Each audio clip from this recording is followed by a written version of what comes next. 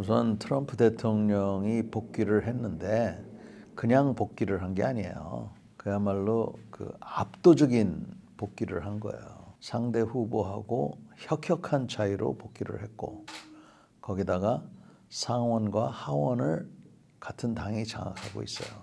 그러니까 엄청난 스태미나, 엄청난 힘을 갖고 지금 출발하는 그런 대통령입니다. 그래서 트럼프 일기 때하고는 또 틀리다 하는 게 첫 번째고요.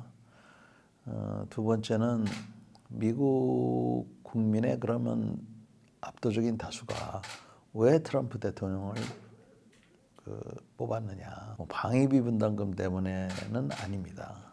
결국은 경제 문제. 제 친구들 얘기가 작년에 결혼 한 판에 3불 99전이었는데 올해 8불 99전이라는 거예요. 그래서 뭐 커피값도 올랐고 뭐 여러 가지 그런 경제적인 문제.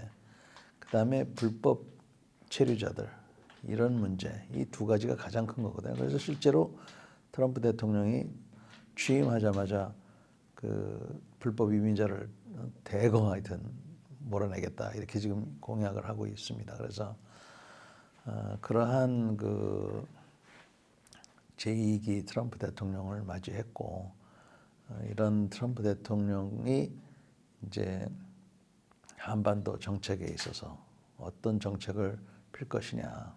근데 우리는 남북 관계, 북미, 미북, 한미 관계 뭐 이런 거를 떠나서 미중 갈등 또 뭐 여러 가지 지금 얽히고 설킨 게 있잖아요. 그래서 그런 복잡한 것을 잘 이렇게 순항할 수 있는 그러한 지혜가 필요한 때입니다. 이제 앙심을 품고 있을 것이고 그 다음에 실제로 충성파를 지금 벌써부터 강조를 하고 있습니다.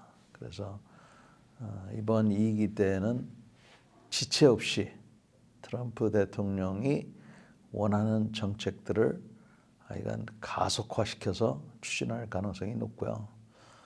우리한테 지금 당장 얘기가 되는 것은 북미 간의 어떤 그 핵무기에 관련된 북한 핵에 대한 그런 협상, 또 방위비 분담금, 그 외에도 그보다 더 큰 것은 과연 무역 관계가 어떤 영향을 받게 될지, 한국 제품들이 미국 시장에서 어떠한 그 대우를 받게 될지 이게 지금 큰 이슈지 않습니까? 그래서 이런 문제들이 이제 봉착해 있고요. 안보적인 문제에서 보면은 위기이자 기회라고 본 것은 지금 뭐 우리뿐만 아니라 동맹국들에 대해서 달러를 기준으로 해서 이제 그 가치를 따지고 있는 것처럼 보이기 때문에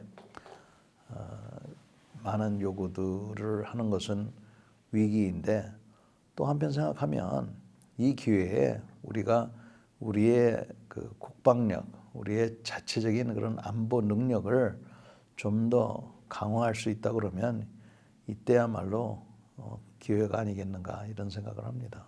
우리가 그동안 미국을 주한미군을 통해서 우리가 경제 발전을 할 수 있었던 것은 사실이에요. 그래서 그러나 그런 식으로 이제 우리의 안보를 갖다가 유지하는 것은 이제 점점 끝이 온 것 같습니다. 그래서 주한미군이 필요하고 그 필요한 이유는 미국의 그 확장 억제, 핵우산의 상징이기 때문에 꼭 필요하다고 봅니다. 그러나 지금 미국이 요구하는 것은 재래식 전쟁은 이제 너희가 좀 맡아라 이거거든요. 그 말이 틀리다고 저는 생각하지 않습니다. 옛날에는 우리가 돈도 없고 기술도 없고 그랬기 때문에 미국에게 의존했지만 지금은 우리가 소위 말해서 글로벌 중심축 국가가 되겠다. 거기를 지향하고 있잖아요. 글로벌 중심축 국가로 지향하고 있다면 그에 따른 책임이 있는 거예요. 그래서 우리가 유엔 평화유지군 활동도 많이 나가고 또 우리의 동맹인 미국하고 여러 전장 지역에서도 있었듯이 앞으로는 그런 활동들을 더 할 수밖에 없다. 그런 활동들을 더 함으로써 방위비 분담금이라든지 이런 것하고도 다 맞물려 있다고 봅니다.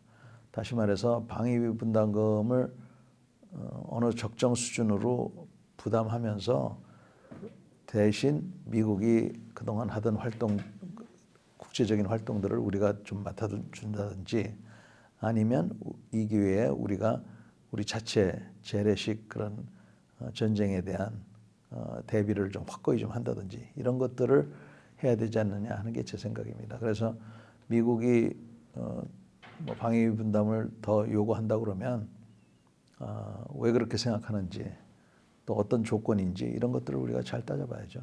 지금 제가 보기에는 주한미군을 완전히 다 철수한다. 이럴 가능성은 그렇게 크지는 않을 것 같은데 완전히 철수하는 그런 것부터 부분 철수까지 이렇게 우리가 한번 생각해 봐야 됩니다. 그런데 한반도의 평화와 안정을 유지하기 위해서 과연 현재 규모의 주한미군이 이게 맞는지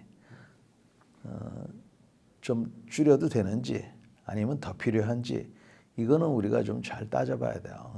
미국도 한국을 보면 한국의 주한미군을 갖고 있음으로 해서 미국의 그 국익에 도움이 된다고 생각하는 것이죠. 그렇기 때문에 여기 와 있는 거지 그렇지 않고 뭐 우리를 보호해 주기 위해서 여기 와 있다. 우리를 보호해 주기 위해서만 여기 와 있다. 그런 게 어디 있습니까? 그러니까 미국도 자기네 국익 때문에 여기 와 있는 부분이 있어서 그 부분이 뭐 50%가 되는지 60%가 되는지 40%가 되는지는 모르지만 미국이 그렇게 그래서 우리를 그냥 버리는 게 아니라 자기네 국익을 버리고 떠난다. 상당한 이유가 있기 전에는 그러지 않겠죠. 그리고 우리 한반도는 일본한테도 굉장히 중요한 위치에 있거든요. 그러니까 미국이 한반도를 포기한다는 것은 일본에 대해서도 상당한 리스크를 안겠다는 거예요. 핵무장을 하는 것이 어찌 보면은 우리가 특히 우리처럼 여러 강대국 속에 있는 나라로서는 꼭 있었으면 좋겠다 하는 생각을 할 수도 있어요. 그러나 이것은 쉽지 않은 문제입니다.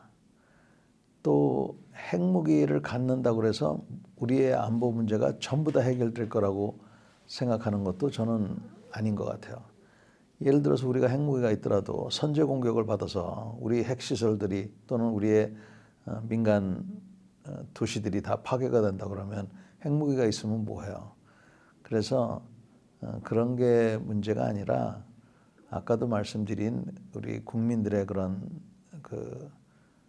내 나라는 내 손으로 지키겠다는 이런 의지인데 핵무기를 갖겠다고 하는 그런 결기라면 저는 그보다는 우리 현재 그 군복무 기간을 다시 24개월로 저는 환원을 시켜야 된다고 생각합니다. 또 핵무기를 갖겠다는 그런 결심이 그렇게 강하다면 또 그에 따른 희생을 각오하고 있다면 그 이전에 현재 우리 예비군 제도를 완전히 뒤엎어서 제대로 된 예비군 제도를 확립해야 한다고 생각해요.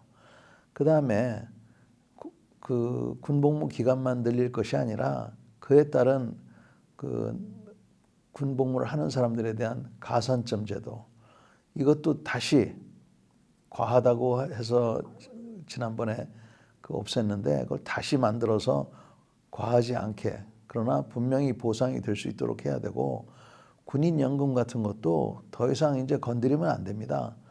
그 누가 군인을 하겠어요. 그리고 지금 그런 현상이 바로 일어나고 있습니다. 분명한 건 이겁니다. 북한이 핵무기를 뭐 서울에다 쓰든 동해 바다에다 쓰든 간에 썼다 하면 그 김정은 정권은 끝이에요. 미국도 북한을 공격할 이유만 찾고 있는데 북한이 핵무기를 썼다? 그러면 그보다 더 큰 정당성이 어디 있겠어요. 그러니까 북한도 자기네가 핵무기는 갖고 있지만 그거 쓰기 쉽지 않다는 것을 아마 점점 느끼고 있을 거예요. 그 대신 북한이 핵무기를 믿고 자꾸 우리를 자극하겠죠. 지금도 GPS 공격을 하고 무슨 오물풍선을 내려보내고 하고 있지 않습니까? 이것을 우리가 잘 관리를 하는데 북한이 지금 요구하는 게 뭡니까? 자기네 경제 제재 풀어주고 핵국가로 인정해 달라는 거 아니에요. 우리는 이러한 상황 속에서 북한하고 어떻게 합의를 해서 공존할 것인가 이거를 잘 생각해야 되는데 마찬가지 우리가 핵무기가 있는 게 중요한 게 아니라 안보의식을 강력하게 갖고 있는 게 중요해요. 그래서 여야에는 안보가 따로 없다고 그러는데 지금 우리는 안보에는 여야가 없는 이런 상황이 됐어요.